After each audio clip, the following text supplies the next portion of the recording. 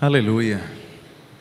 Eu espero em Cristo Jesus que Deus tenha falado do seu coração, não só no momento dos louvores, mas durante todo o culto, porque Deus é bom e está conosco o tempo todo. Amém? A grande questão é se nós estamos com Ele, se nós estamos com o coração aberto para ouvir a palavra dEle, se nós estamos sedentos por Ele, se nós queremos estar comprometidos com Ele. Nesse sentido, eu convido a igreja a abrir suas Bíblias no livro de Atos dos Apóstolos, capítulo 4. Atos dos Apóstolos, capítulo 4. Nós vamos ler e refletir sobre uma igreja avivada por Deus.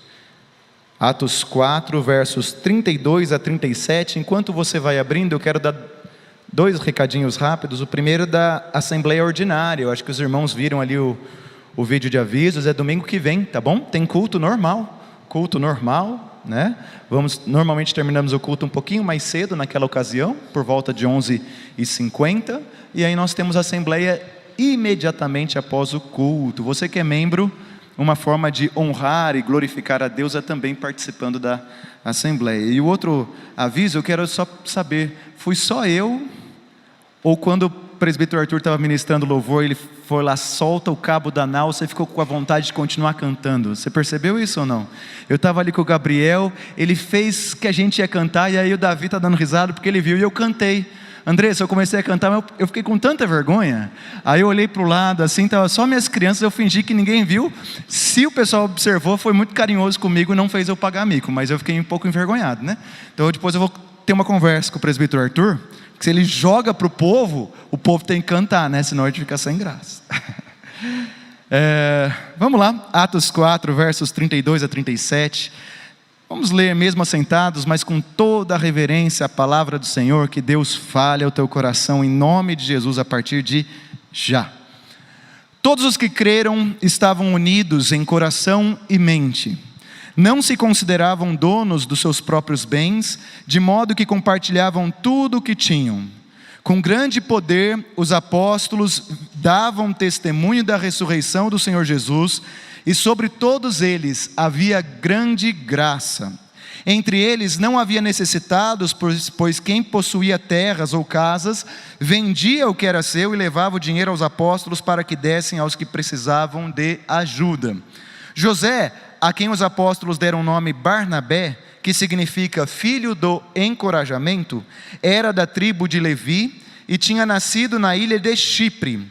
Ele vendeu um campo que possuía e entregou o dinheiro aos apóstolos. Palavras do Senhor. Amém? Desde o início do ano, eu tenho sentido Deus falar ao meu coração a respeito de sermos uma igreja que tem como fruto pessoas como Barnabé. Sermos uma igreja local que tem como fruto, que frutifica, e esses frutos são pessoas como Barnabé. E o texto diz que Barnabé era um homem bom, cheio do Espírito Santo e cheio de fé. Então, como pastor, eu tenho orado e conversado com Deus e perguntado: Deus, como nós podemos ser uma igreja cheia de pessoas que são filhos e filhas do encorajamento? Essa palavra para Barnabé, ela também é filho do encorajamento, ou pode ser também filho de exortação, ou filho de palavra de vida, né? Essa palavra que gera vida em nós.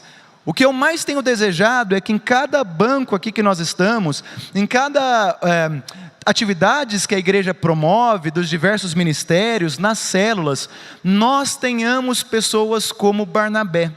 Porque se cada célula tiver uma pessoa como Barnabé, se cada iniciativa que a igreja promove de reunião tenha pessoas como Barnabé, então eu tenho convicção que vidas serão transformadas, que pessoas serão ministradas, consoladas, confortadas e exortadas, e com isso o corpo cresce. Então eu tenho orado muito e pensado sobre como ser uma igreja, como nós podemos ser uma igreja que tem em nosso meio homens e mulheres cheios do Espírito Santo e de fé, pessoas boas. E aí eu vim para esse texto, que é a gênese de Barnabé, né? Nem todos os personagens bíblicos, o Senhor Deus, ao inspirar as Sagradas Escrituras, acaba contando a origem deles, como eles se transformaram. Alguns, sim, a gente consegue ver desde o começo como eles foram transformados, como o apóstolo Paulo. Barnabé é um deles. A gente está vendo que ele era de uma tribo dos levitas, de uma família sacerdotal, vivia numa ilha chamada Chipre, e ele foi alcançado e convertido pela palavra de Deus.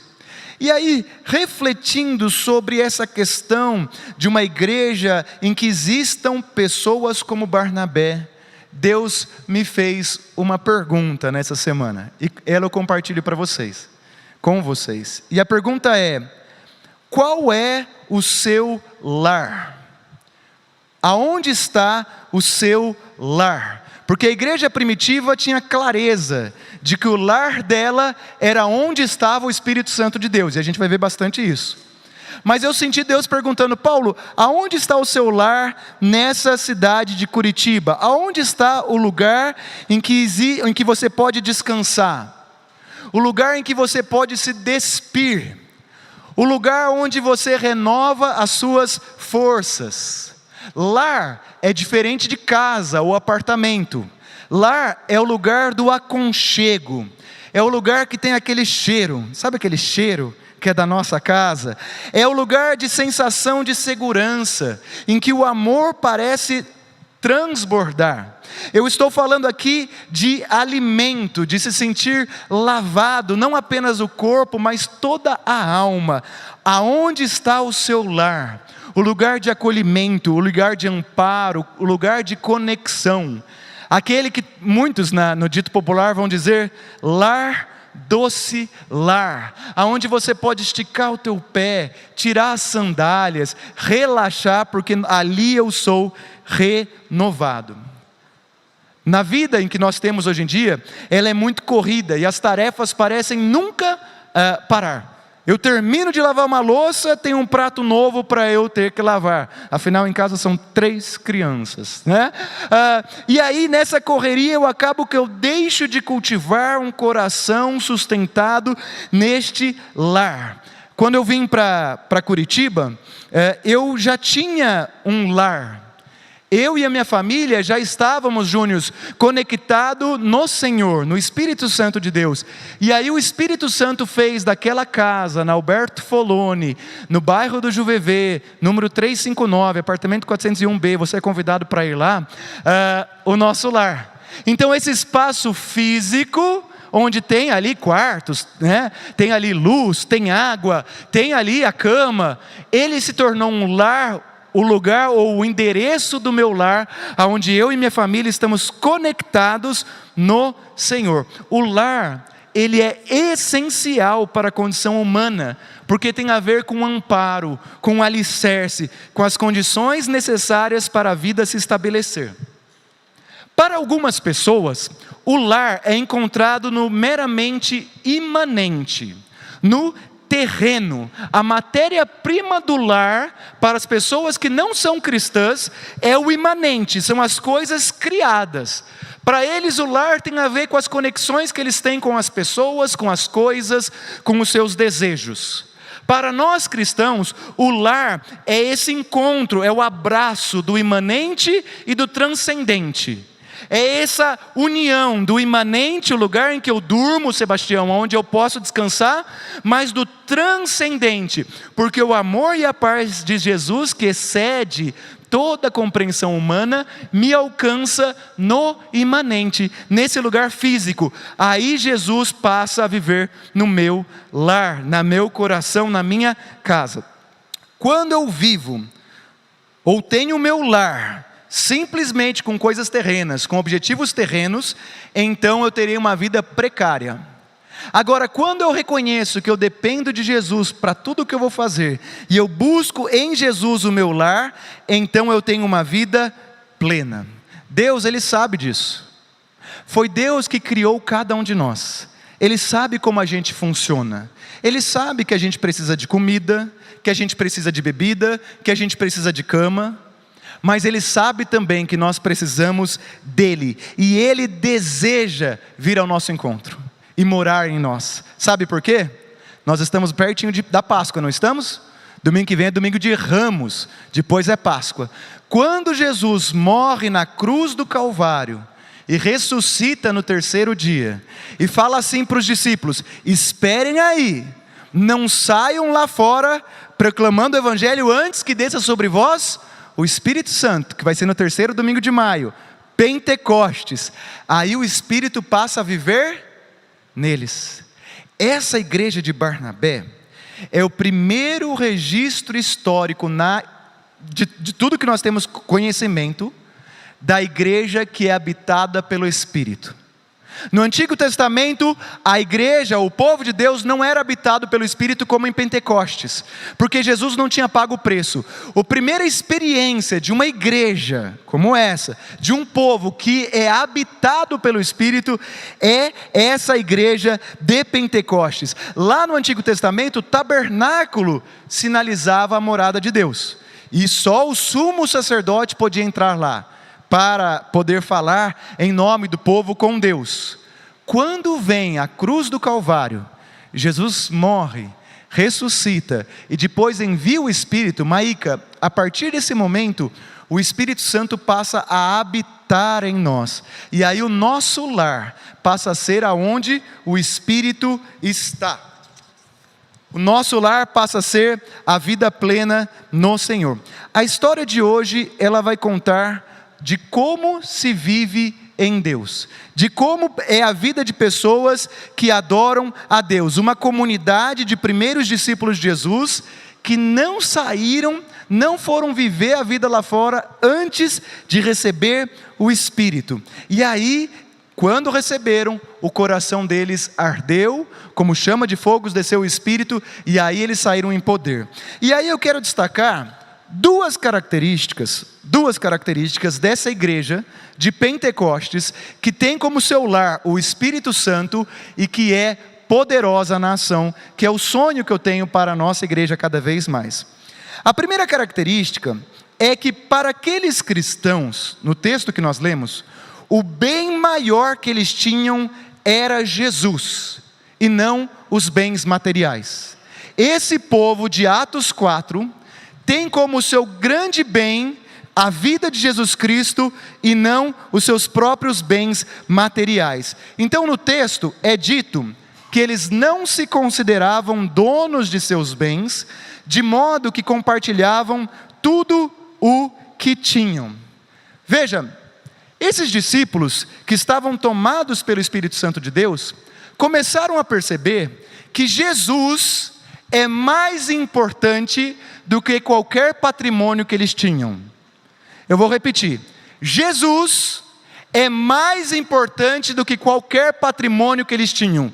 Nenhum bem da terra imanente é superior ao próprio Jesus. Eles tinham convicção disso. Pastor Paulo, como que eu posso ver isso no texto? Porque eles não consideravam-se donos dos seus bens, mas compartilhavam tudo o que tinham. Eles não tinham e não viviam mais numa dinâmica de escassez, onde eu preciso acumular, porque eu temo que amanhã venha uma tempestade.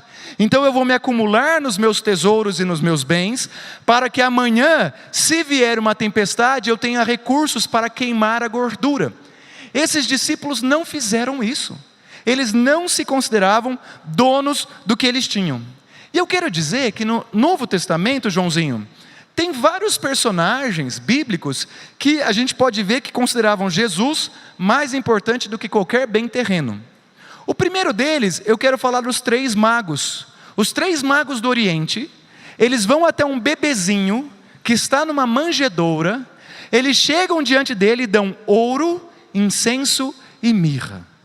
3 bens muito, muito valiosos, que eles põem aos pés de uma família que eles nunca tinham visto, uma tal de Maria, nome mais comum que tinha naquela época, e José, nome mais comum. Pela primeira vez eles veem duas pessoas que não tinham posse, que não tinham status, que não tinham nada para retribuir para eles, que não iam agregar em nada a eles, eles não tinham nenhum interesse velado em dar aqueles presentes, eles tinham plena convicção que aquele lá era o rei, aquele bebezinho que mal sabia falar ainda. Uma mulher, mais uma Maria qualquer, mais um José qualquer, que estão numa cidadezinha insignificante de Belém, numa estrebaria, e eles dão um bem valiosíssimo, numa época de escassez, onde as pessoas, a faixa etária, a expectativa de vida era de 35 anos, um tesouro que poderia ficar para os filhos deles, para os sobrinhos deles, para os parentes deles, eles colocam diante de Jesus, porque o bem que está diante deles é muito maior do que qualquer bem que eles possam ter. Outro personagem é Maria, a irmã de Marta. A Maria, já nos últimos tempos de Jesus, ela pega um frasco de perfume que vale 300 denários. O denário é equivalente a um dia de trabalho.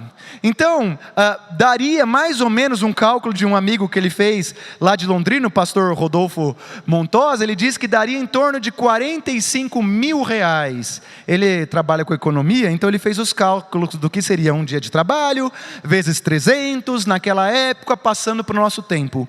45 mil reais. Ela pega um frasco e ela simplesmente derrama sobre o corpo de Jesus. 300 dias. 45 mil reais. Será que a gente não colocaria no investimento? Pastor, eu vou colocar no investimento, eu vou deixar render. Daqui 5 anos, com o que veio do rendimento, eu dou para Jesus, porque daí eu não perco o meu patrimônio ali, eu só vou trabalhar com o que veio a mais, e esse a mais eu dou para Jesus, mas eu garanto o meu patrimônio. Ela não pensou isso. Ela simplesmente derramou o frasco de perfume sobre o corpo de Jesus, porque diante dela estava alguém muito maior, muito melhor do que qualquer bem material que ela poderia ter. E assim foram os primeiros discípulos. Os primeiros discípulos é dito que eles começaram a vender os patrimônios deles. Agora pensa você, um patrimônio, normalmente a gente pensa para a nossa descendência, para o nosso sustento em tempos de dificuldade. O que estava na cabeça deste povo, que tinha o Espírito Santo neles, para fazer essa loucura, segundo a lógica da economia? Esses discípulos passaram a viver da mentalidade da escassez para uma mentalidade da abundância, porque eles sabiam que quem estava diante deles era o provedor de todas as coisas. Eles foram tirando o sustento deles das coisas materiais e colocando toda a confiança e sustento deles no Salvador, porque eles sabiam que em Cristo tem abundância de misericórdia, abundância de perdão, abundância de exortação, abundância de recursos para a vida. Por isso aqueles homens e mulheres não se consideravam donos dos seus próprios bens, porque sabiam que Jesus era de fato o dono de todas as coisas. Eu tenho sonhado como uma igreja, e essa nossa igreja, uma igreja unida e madura. Se depois puder pôr ali o texto de Efésios 4:13, pedir para o Juninho que sabe pôr, composta por homens e mulheres bons e boas, cheios do Espírito Santo e de fé, não pessoas boas nelas mesmas, mas boas porque a Cristo habita nelas, pessoas como Barnabé, pessoas em quem Cristo habita, em quem Cristo fez nova todas as coisas. Eu sonho com isso, pessoas plenas, pessoas regidas pelo Espírito Santo de Deus que vive nelas. Eu quero falar isso para vocês. Eu tenho 3 filhos. Os meus filhos, Joana, os meus filhos, eles não são donos do carro que eu tenho. Os meus filhos, Leia, não são donos da comida que eles comem. Não é deles, Mouse, a cama que eles dormem. Mas ao mesmo tempo é. Não é deles, porque quem comprou aquela casa, quem comprou aquela cama, quem comprou aquele alimento fui eu e a minha esposa. Mas ao mesmo tempo eles usufruem disso. Enquanto eles estão comigo, Andressa, tudo também é deles. Se eles se divorciarem dos pais, isso não existe no Brasil, eles deixam de ter posse daquelas coisas. Assim é com o Pai Celestial, Marília. Deus é o dono de tudo que nós vemos. E tudo que nós vemos também é nosso, porque nós somos co-herdeiros com Cristo. É de Deus Pai, mas Ele permite que eu usufrua, Quem não está em Deus não tem todas as coisas. Quem está em Deus tem todas as coisas. Esses discípulos começaram a perceber que Deus nunca seria ou deixaria eles desamparados, porque Ele é poderoso. Jesus, Ele quer assumir o lugar divino na nossa vida. Ele quer assumir o trono do nosso ser. Ele quer ser de fato o Senhor da nossa vida. E é isso que eu vejo nessa igreja que está ali nascendo. E a gente pode perceber que Barnabé, no último verso, é dito que ele vende a propriedade que ele tinha em Chipre. Ele mesmo vende e sai em missão, porque o lar dele passa a ser a própria presença do Espírito Santo de Deus. Mas além de esses discípulos entenderem que Jesus era o bem maior deles, eles também entendem que o poder deles é sempre em Jesus. Eles não têm poder neles mesmos. Então veja, Lucas, ele vai dizer que esses discípulos, eles tinham grande poder para testemunhar a ressurreição de Cristo e grande graça. É dito assim: com grande poder os apóstolos davam testemunho da ressurreição do Senhor Jesus, e sobre todos eles havia grande graça. Quando eu leio esse texto, você já viu uma imagem da Idade Média? Eram pinturas comuns. Andrade, tem a pessoa que é santa, separada por Deus, e ela tem tipo uma auréola sobre ela. Já viram? Tem tipo uma luz assim, ó, Valdemir. Uma luz iluminada. Quando eu leio esse texto de grande graça sobre eles, eu imagino assim sobre a cabeça de cada um de nós, uma grande graça transbordando e um grande poder para testemunhar a morte e a ressurreição de Cristo. Por isso a igreja, ela é poderosa, pela presença do Espírito Santo em nós. E aqui eu quero fazer uma breve parênteses, rapidinho. O poder que está em nós, ele vem do Senhor, porque o Senhor nos justificou, Norine. Muitas vezes eu já ouvi na nossa igreja pessoas dizendo assim: ai pastor, eu não me sinto seguro para conduzir uma célula. Eu não me sinto seguro para falar do amor de Deus para alguém. Eu não me sinto seguro para estar em alguma posição na igreja. Pois bem, quando nós estamos com Deus, nós temos todo o poder, porque nós fomos justificados. O Senhor olhou assim para mim e falou: olha, o Paulo de fato não tem poder nenhum, mas eu estou nele, e a partir desse momento ele tem poder. Vou dar um exemplo, o que tem a ver com a justificação. Imagine que eu morri, fui para o céu, cheguei diante de Deus, e aí me perguntam assim: Paulo, por que você deve entrar no céu? Eu responderia: eu não tenho poder nenhum em mim, eu não sou justo em mim, mas eu creio que o Senhor Jesus morreu na cruz do Calvário e Ele me justificou. Nessa hora, eu realmente espero que Jesus venha, coloque a mão sobre o meu ombro, e aí quem estiver ali na porta para deixar eu entrar no céu, fale: ah, Ele está com o Senhor, pode entrar, Paulo.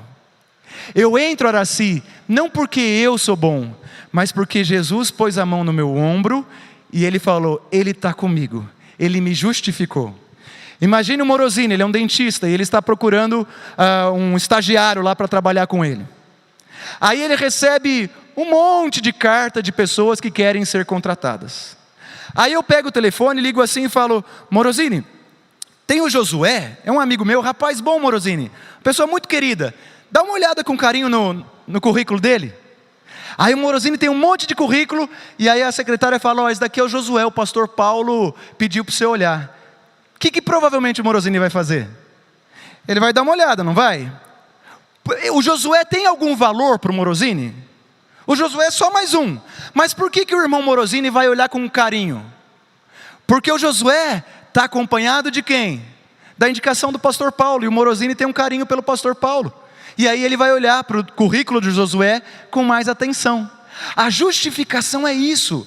Nós não somos justos por nós mesmos. Nós continuamos pecando, mas aquele que poderia apontar o dedo para nós e nos acusar, não o faz, mas morre na cruz do Calvário no nosso lugar. Então o único que poderia dizer algo de mim, que é Jesus Cristo de Nazaré, e Deus Pai, Ele não fala, porque Cristo pôs a mão no meu ombro. Então Satanás pode, se ele quiser vir no meu rosto, apontar e dizer: mas você é pecador, mas você é falho. Ao que eu responderia? Bom, nem responderia, não ia perder tempo falando com Satanás, mas vamos imaginar aqui, eu diria: olha, de fato eu sou tudo isso, mas Cristo me justificou, e aquele que poderia dizer algo sobre mim, escolheu não fazer, mas escolheu morrer na cruz do Calvário, e ressuscitou no terceiro dia. Então a igreja de Jesus Cristo, que eu vou começando a estudar aqui, que é cheia de poder e de graça, ela é, não pelo mérito da igreja, mas pelos dons que são distribuídos por Deus, e por essa justificação. Então eu quero dizer nessa manhã, querido irmão, querida irmã, que você é justificado, que Jesus um dia, quando você entregou a sua vida para Ele, Ele colocou a mão no seu ombro, e que quando você bater as botas, e esse dia vai chegar, se Jesus não chegar antes, você vai chegar no céu, torça para Jesus pôr a mão no seu ombro. Eu tenho uma imagem, Juninho, tem um PowerPoint aí se você puder mostrar. Eu acredito que as pessoas que têm um auréolo na cabeça, elas são sagradas e santas, separadas, porque Deus passou a habitar nelas. Ele vai pôr o PowerPoint daqui a pouco. Porque a boa mão do Senhor estava com elas, e é por isso que elas são santas, porque a casa delas, a vida delas passou a ser o lar do Espírito Santo. Você crê de todo o teu coração que você foi justificado? Você crê de todo o teu coração que não há nenhum pecado que Deus não perdoou na cruz do Calvário? Você crê, mais um por favor, de todo o coração que essa boa mão, essa imagem foi feita por um amigo meu, Davi Rabelo. Ele é pastor auxiliar lá do Ricardo Barbosa, na igreja do Planalto, em Brasília, da IPB. E ele faz xilogravura, eu acho que é isso, a Mariana não está aqui para falar. Aquele que você faz na madeira, sabe? Que você faz assim na madeira e depois põe assim, xilogravura, acertei. E ele me deu de presente essa. Então é a mão de Jesus furada, né? Ali a gente sabe da morte de Cristo, e o barco na tempestade. Irmão, irmã, essa igreja primitiva, avivada, ela dependia na totalidade do Espírito Santo. Eu estou buscando a Deus e orando a Deus, Andressa, para eu poder viver assim. Eu quero, como pastor que estou nesse ano da igreja, ser exemplo para vocês. E eu gostaria que no nosso meio nós tivéssemos mais e mais pessoas exemplo, que estão começando a entender pela maturidade, que nós somos justificados, que Cristo pôs a mão no ombro do Carlos Ranque e falou: ele é meu, ninguém toca nele, ele é propriedade exclusiva, nação santa, povo escolhido. É esse povo que entende que Deus, o Senhor do universo, o Criador, Ele olhou para nós com misericórdia, e Ele em Pentecostes, ou a partir de Pentecostes, dona Eunice, passou a morar em nós. Por isso que eu posso confiar que essa boa mão vai estar conosco. Agora volta um slide, Juninho. Essa outra arte quem fez foi a minha esposa. Eu acho que é uma aquarela em tecido, pode ser que seja bordado, pode ser aquarela com bordado, não me lembro muito bem. E está lá em casa, né? E eu estava preparando essa mensagem, tentando descobrir o que há nessa igreja primitiva, do poder de Deus, e eu comecei a olhar para isso. Ela fez essa arte para um calendário anual de uma igreja, da Igreja Unida lá do Canadá. E são pessoas como chamas de fogo, tomadas pelo Espírito Santo, como que dançando, porque tem essa imagem no Novo Testamento de uma dança da Trindade, Pai, Filho e Espírito Santo. E essa dança que antes era só da Trindade, de Pai, Filho e Espírito Santo, agora é de todos nós. Nós fomos convidados para entrar no salão da dança do Pai e dançar com Ele, sobre a chama do Espírito, e isso é graça. É por isso que eu creio, querido irmão, que em nome de Jesus esse avivamento está chegando cada vez mais próximo da nossa igreja, porque não depende da minha capacidade oratória, não depende do meu poder intelectual, e eu abro mão e eu jogo isso para fora. Não depende da forma racional ou lógica de articular as ideias, mas depende da graça, do poder do Espírito, que vem como uma auréola sobre a nossa cabeça, que põe a mão ao nosso lado e diz assim: eu moro em vocês, na igreja, no povo de Deus, e aí nós passamos a dançar na presença do Espírito. Essa semana, na minha célula, foi uma amiga da escola da Catarina, que não é cristã evangélica, com a avó. Eu não estava lá, porque eu estava ocupado, eu tinha avisado o Rodrigo, mas minha esposa foi. E ela falou que foi a coisa mais linda. E aí eu fiquei pensando, a minha filha, eu ainda não levei uma pessoa nova para a igreja, né, para a célula. Até porque estou aqui só desde o ano passado. Bom, isso não é desculpa, porque a Catarina levou, né? E ela está na célula. E ela está vindo. É essa dança do Espírito, que quando você chama para a roda a pessoa, a chama começa a cair sobre ela. Entra na roda com a gente, dizia a canção dos jovens da IPI quando foi escrita. É esse o poder do Espírito, de pessoas que têm grande poder para testemunhar a ressurreição de Cristo e grande graça. E que são pessoas que abriram mão de sua posse, porque assim como a mulher Maria e os magos do Oriente, eles veem mais valor em Cristo do que eu possa ter. E é a isso que eu, como pastor, junto com a equipe pastoral, estamos chamando a igreja a ter. A entrarmos nesta dança, a crermos que Deus faz a obra, e Ele continua fazendo a obra, Ele continua com a mão poderosa dEle sobre nós, porque nós somos morada do Espírito Santo. Eu tenho orado, pode passar agora, pode deixar esse slide assim, mas pode acender a luz. Eu tenho orado por uma igreja avivada, e para mim uma igreja avivada é uma igreja em quem o Espírito habita. A revitalização é buscar a vitalidade do Espírito numa igreja que precisa. A manutenção é a manutenção de uma igreja, manter a espiritualidade ou a vitalidade do Espírito. E a plantação é a plantação de uma igreja em que haja essa dança do Deus Trino. Barnabé não foi fruto das coisas que a igreja fazia, mas foi fruto da presença de Deus nas coisas que a igreja fazia. Barnabé não foi fruto do encontro Belas, de um encontro de juniores, de uma célula, de um culto de domingo ou de um culto de terça. Mas Barnabé, ou as pessoas que serão convertidas, serão fruto da presença de Deus no encontro Belas, da presença de Deus num culto de domingo, na presença de Deus num culto de terça, na presença de Deus numa célula. E é por isso que não precisa do pastor Paulo Rod, não precisa do Juninho, mas o Juninho é uma bênção. Quando ele sobe aqui, só a presença dele já me abençoa. Sim, mas não é o Juninho, é o Espírito que está no Juninho. Não é Barnabé. Eu sou fã de Barnabé. Terça-feira retrasada eu preguei, se eu tivesse um quarto filho ia chamar Barnabé. Aí a pessoa falou, pastor, ainda bem que o senhor não vai ter. Nome lindo, Barnabé. Eu sou fã de Barnabé. Não estou endeusando Barnabé, mas Barnabé era alguém que o Espírito habita. E se o Espírito habitou em Barnabé, ele pode e quer cada vez mais habitar na tua vida. Pastor, mas dá um pouco de aula para mim sobre a presença do Espírito. Tá bom, a gente fala isso no discipulado.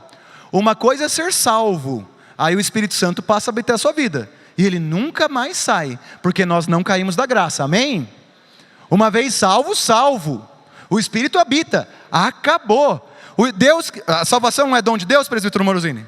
Ele vai dar um presente para você, daqui a alguns anos ele vai falar assim, Morosini, devolve o presente, você não está mais salvo. Você acha que ele faria isso? É claro que não. Foi dada. Agora, estar cheio do Espírito Santo é outra coisa.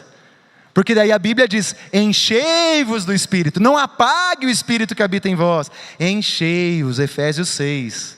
Então, Barnabé era alguém cheio do Espírito Santo. E é essa igreja que eu creio, a igreja de Pentecostes. E aí eu quero ir para o final, quero chamar o Ministério de Louvor, o Rocha que vem à frente. Barnabé se converteu em Chipre, vendeu o que tinha, não tinha mais uma casa, mas ele tinha um lar. Barnabé começa a viajar.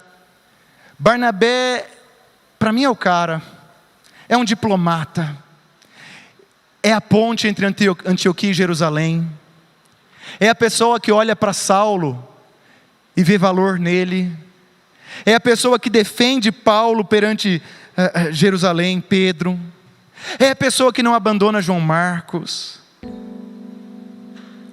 Irmãos, vamos orar, Marília. Toda terça-feira eu estou orando. Toda terça-feira. Não só eu. Tem mais alguns homens. Quero desafiar principalmente os homens. Mulheres são bem-vindas também. Crianças também.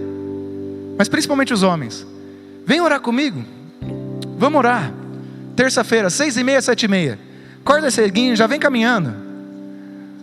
Vamos buscar Deus, vamos entrar nessa roda. Vamos crer que o Senhor Todo-Poderoso pode fazer a obra.